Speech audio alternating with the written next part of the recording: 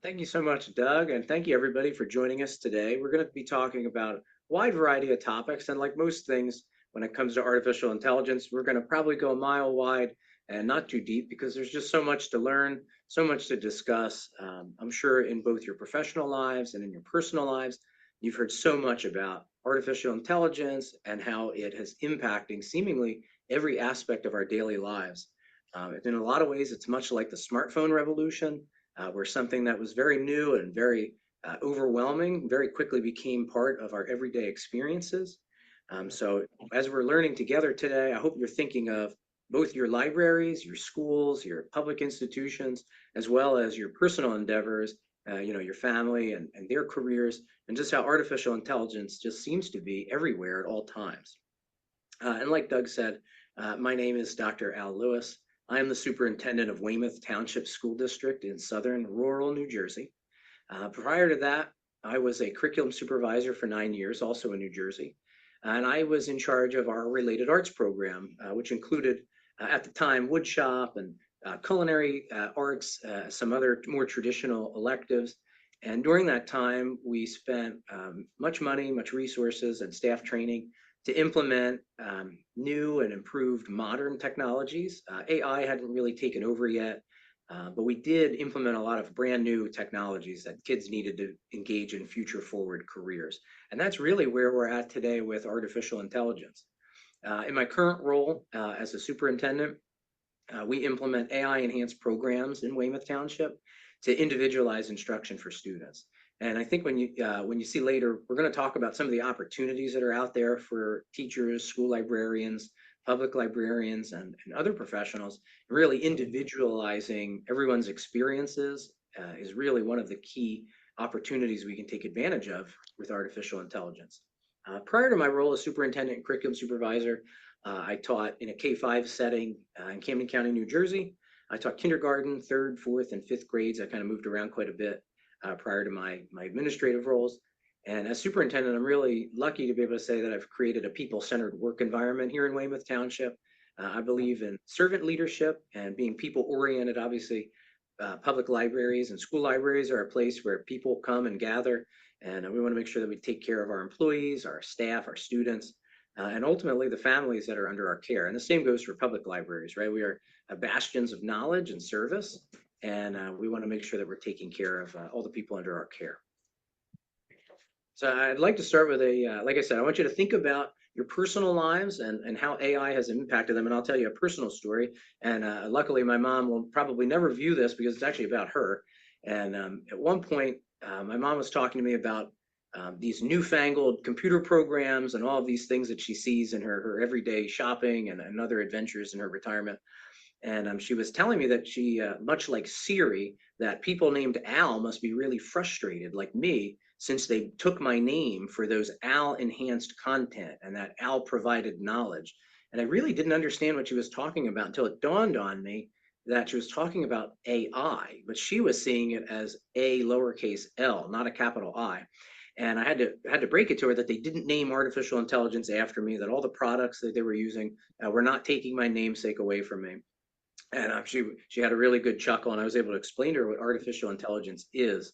And I think part of it is that people don't understand even the most base level of AI, and that adds to their confusion. Much like if you were to take any one of us and put us in the middle of a surgery center, we really wouldn't know even the basics of performing brain surgery. So we certainly wouldn't expect to know the finer things and the applications of all the tools that a surgeon uses. And so my mom and I talked about artificial intelligence, and we had a great laugh that it was not Al inspired content, it was not Al powered anything. It was all machine learning algorithms and artificial intelligence. So I want you to think a little bit, and you can feel free to put in the chat. How is AI being used in your setting right now? Whether that's a school library, like the library here in Weymouth Township, or whether it's a public library, a county library, whatever your setting is. Think about how people are using it. And I think for many people, in my experiences, we have a broad continuum, but most people are very much afraid of artificial intelligence. They might see news headlines or TikTok videos or other kinds of small bite-sized pieces of information, and they may fear that AI is going to, quote, take over the world, or it's going to eliminate jobs. And a lot of the things that we heard at the advent of both personal computing, the internet, Wikipedia, smartphones, all of these new innovations that have occurred because of people and ingenuity. And I think there's this fear and this avoidance of using it. And I certainly see that quite a bit among educational leaders, both K-12 and also higher education. I think people are trying to understand it, but many people are trying to avoid it altogether and say, well, maybe we can just make a lot of rules so that students don't cheat. Or maybe we'll just make a policy that no one can access ChatGPT while they're on campus. And that's really just burying your head in the sand. And whether we like it or not, AI is here and it's going to continue to be here, assumedly in perpetuity until something even more innovative begins to exist in its stead. But if you're a teacher or a school librarian or a public librarian, your clients, your patrons, your students, they're going to come in and implement AI. And even if you think you've prohibited its use, you could say the same thing about chewing gum, and that's still found under desks for the past 300 years. So whether you like it or not, here it comes. And I would encourage you to kind of indulge your fear a little bit, engage with it, learn more about artificial intelligence. And we're going to talk next about some ways that people might be using it in your setting and the ways that we can use it in the future. So I would say there's like 3 levels of implementation of AI, especially in school libraries. Aside from non-existent, right, like that avoidance, there's like low-level tasks, right? And that's just like a simple replacement task. So someone might say, this daily library lesson is all about understanding the parts of the reference system or the Dewey Decimal System. Replacement would be using ChatGPT to regurgitate that information to the student or to the teacher, and just do anything but replace it, right? There's no extension of learning, there's no innovation of learning. It's simply just taking one mode and replacing it for the other. The same could be said about handwriting a paper and typewriting a paper, and then using a word processor, and then using a computer to use word processing software to type an essay. Either way, the student output didn't change, right? An essay was created. It really was just the mode in which it was created that changed. And the same could be said for artificial intelligence. The second level is really extension. And that's where we take the learning and we extend it even further because of the abilities of AI. So it could be that a school librarian teaches a lesson all about story structure and goes through the beginning of a story, the rising action, the climax, and then the cool downs of the story. Then they could use AI and have the students engage with artificial intelligence, whether it's through a generative ChatGPT or through some personalized learning machine, that they then extend their learning and learn about a new story based on the same information. That would just be an extension. And that's not bad, but it's not great and it's not innovative. And then innovation can truly take place. And I'm going to use my wife, who's a college professor, as an example. One of the lessons she teaches in her at our local university is she has students generate 3 resumes using ChatGPT. Then she says to them, now look, everybody who applies for a job is going to have these same types of resume. ChatGPT is going to spit out the same types of generic things that are tailored to you, but are still just using the same ChatGPT algorithm. Now, take these 3 resumes and personalize them, expand on them, make them even better, because make them absolutely your own. Because even when ChatGPT tries to mirror what you've written, it doesn't get it 1,000% correct. You're still you, and ChatGPT is still, it's just an algorithm and a generation of machine learning. So then she has the students make their personalized vision. This is innovative, right? This is taking something that everybody has access to, and it extends it in a totally new way that did not exist before. That's the future of AI today. Now, we don't even know what the future is going to be for students and libraries and public institutions a year from now, 5 years from now, 10 years from now, and even further. We can't even fathom, right? You may have seen graphic AI generations, right? They can create images based on phrases or keywords. Instead, yeah, you might also see videos that are created. And we're going to talk about that a little later when we talk about ethics and morality. But soon we're going to be using AI in ways that none of us can predict, because it's growing, it's getting smarter and smarter, it's consuming more and more information and taking in more inputs from users every second of every day. But the good news is that this is not the movie Terminator. AI cannot create knowledge on its own. It has to ingest that knowledge in order to place it then back out. So if you're worried about ChatGPT one day becoming Skynet or coming and taking over the world, the good news is that doesn't seem like it's a possibility. So let's think about how AI can be done differently. Like I said, my wife has been an early adopter at her university of AI enhanced and innovative educational experiences and inspirational services for people. And I think that's something that public libraries can really benefit from. But what does it take to do AI differently? Well, it takes innovators, right? You have to be willing to innovate and you have to be willing to take a risk, take a chance, right? Anytime we institute a new type of tool or a new learning experience, we're going to fall flat on our face at some points, right? Certainly when we started using multimedia in schools and in school libraries, when we implemented Chromebooks or laptops or iPads, some lessons go really good, some lessons just fall short. Some experiences really help your patrons, some services aren't going to reach them, some services are, and that's okay. But it takes someone with an innovative and risk-taking mindset who's willing to learn something new and implement it and then refine it based on their experiences, both good and bad, to be able to make that happen. It's going to take new guardrails, right? We often say, like, you got to teach kids to play in the sandbox. It's going to take us making these new frameworks for how are we going to work with AI? How are we going to ensure that people use it ethically? How are we going to make sure people use it effectively? And our budgets are going to change. We're going to talk a little bit more about this later too, but in both directions, budgets are going to change. There will be new funding for artificial intelligence. There will be new funding for technology, but that funding might come from somewhere else, and our budgets might change, and our budgeting priorities might change. And consolidation of services. And this falls true if you think of the U-Scan, like the self-scanners at your ShopRite or your Acme or your other regional grocery store, your national store like a Walmart. You know that now using technology, we can replicate the work of 15 people with one person and a bunch of machines. Consolidation of services is going to work very similarly, and same with professional employment as well. People who did tasks like rearrange items in a library or provide personal services or individualized services, those might be handled by AI powered bots. And that's not good or bad, it's just different. And ultimately, I think everyone's goal in implementing AI should be to transform learning. Again, just like Wikipedia absolutely changed the landscape of casual research, I believe AI is going to change casual learning, certainly, and it's going to begin to change K-12 education because it already has started in some areas.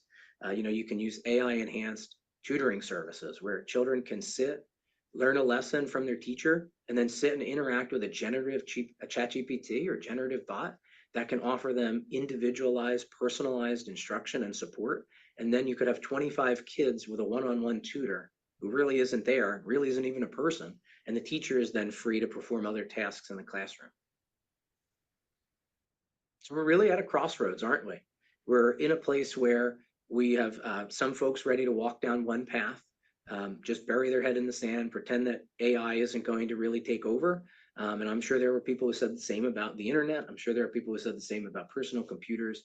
I can remember being in high school and people saying, like, you'll never use Wikipedia for anything other than just interacting with articles and making silly names for them or changing information, and it'll be unscientific and unreliable. And then there are people at the other side of that crossroads who want to continue to use these new technologies to change the world and change experiences for their students and for their patrons. So ultimately, you have to ask yourself, how will you handle this disruption to the status quo?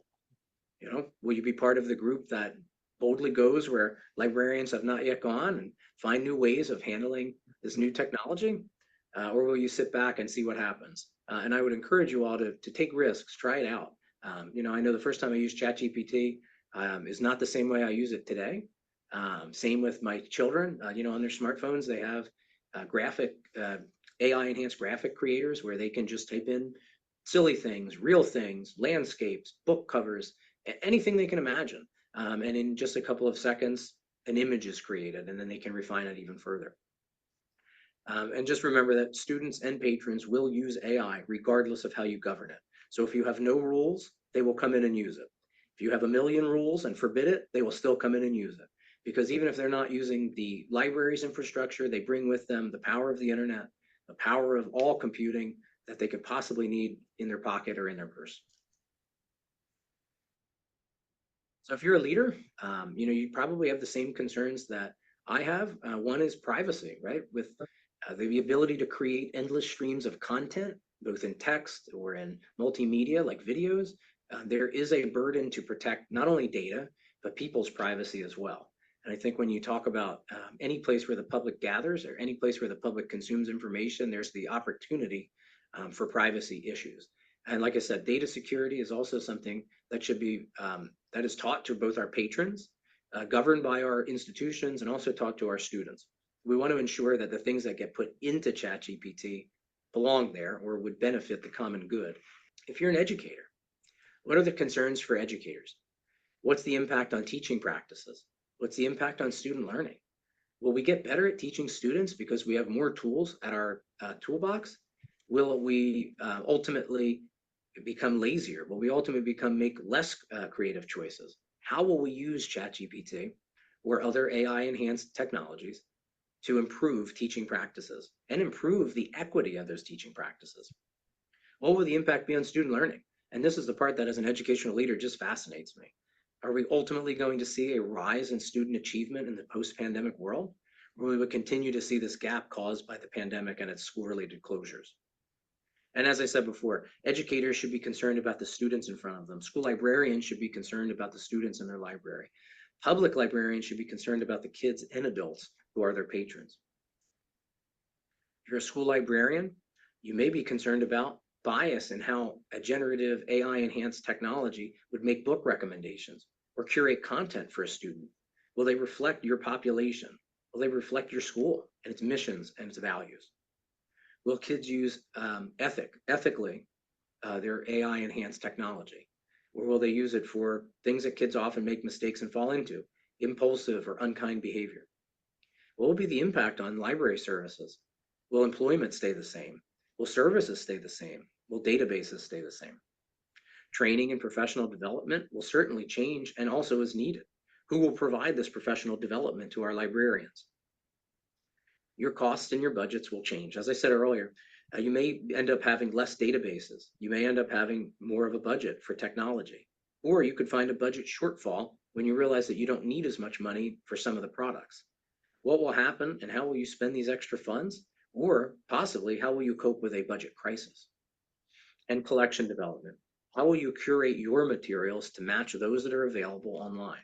How will you curate and develop a collection that is reflective of the ethical, unbiased amount of content that's out there? These are all questions that will change because you will certainly lose some of the control of what your patrons view or your students view. Now, in consideration of these decisions that need to be made as a school leader and also as a librarian, you'll see here, if you want to click to learn more about this mind map, this was actually a 50-page report that we used our mind map ability to discern into smaller segments that summarized our learning. And this can be really helpful when you're thinking of decisions that you can make. If you're considering implementing AI in your library or in your school, these are things that you want to consider. Who is your target audience? What are you designing for education? Are you designing lesson plans? Are you designing a whole new schema or structure for your library? How will you advance equity and protect civil rights? And to me, this may be the most critical of all of the aspects of decision making, is ensuring that everybody is treated fairly, equitably, and their civil rights are protected. How will you promote transparency and trust among your patrons, your students, their families? How will you ensure that the content that you are not creating, but is being created for you by artificial intelligence, is fair, accurate, reliable? How will you balance innovation and responsibility? We all bear the burden of serving the public, and we have a responsibility to do so in good faith. How will we handle that, but also take risks, try new things? How will we provide evidence of the impact? How will we prove that our AI enhanced libraries of tomorrow are doing the job correctly? How will we measure it? What metrics will we use? How will we ensure that our patrons and our students are safe and secure? How will we ensure that they're not exposed to inappropriate, indecent, or objectionable materials? How will we keep them safe from real world dangers that may be influenced by AI? And of course, if you want to read more, there are also additional considerations for you to take. And Doug, I'd like to turn it over to you, sir. So again, I'm Doug Mingle, and I am the Senior Sales Specialist here at Lumos Learning. Just a little bit about me. I started off in the ed tech space working with a publisher. So back then it was books and video on VHS and DVD, and saw that transition of bringing those two formats over to ebooks and databases, and then we had the YouTube generation of video streaming, and now we're looking at AI. And then, as Al, brought to our attention, there's a lot to think about. It's going to be a long and winding road, and who knows what's next. So in talking with teachers and administrators, we hear a lot about some of the challenges that students face when it comes time to the standardized tests. And I think we can all relate to that when it comes at one point or another in our lives when it comes to test taking. So the stress and the pressure. So one thing that we've incorporated into our program is personalized remediation. So after a child takes one of our tests that mimic, their state test, they will receive AI individualized remediation that will help them get, for so areas that they, standards that they struggle in, they can actually work through the AI remediation to get them up to grade level. So it may set them back one or two grades, and AI will work with them to get them to grade level. Conversational. So let's say, a child is, not understanding a word or a concept that may be difficult for them to understand. They can type into AI, what does I don't know, obtuse angle mean? And AI will go ahead and kind of help them understand, what they're reading in that question. It provides step-by-step assistance. So, if a child is trying to, understand or how to solve for factors of 10, and they're not, they keep getting the answers wrong, the AI will provide step-by-step assistance to help them understand how to solve those particular type of questions. Instructional support. So, the child's getting instant feedback. It's constantly, solving questions. The child is constantly solving questions based on how the AI steps them through in solving, those areas that they struggle in. You can also set the program to um, provide the language in something that's native to the student that they're used to. So that's a big help. And then we've got, the classroom, it's 24/7. They can go to the library, they can, sit down in front of a computer, they can bring up the program and go through all this. So there's also tools that AI can provide to a teacher. So as Al mentioned, you can take a lot of data, books, reports, and within a matter of minutes, AI can create a mind map. It summarizes, something in a nice visual tool for a student to understand. There's also the interactive components like a flash cube. So there, these are other tools that we're looking at and have started to put into our program. So I know we've used up a good chunk of our time, and I thank you so much for joining our presentation today. If you would like to, have any questions or answers, by all means, feel free to email me. It's Douglas, Douglas .mingle, Mingle.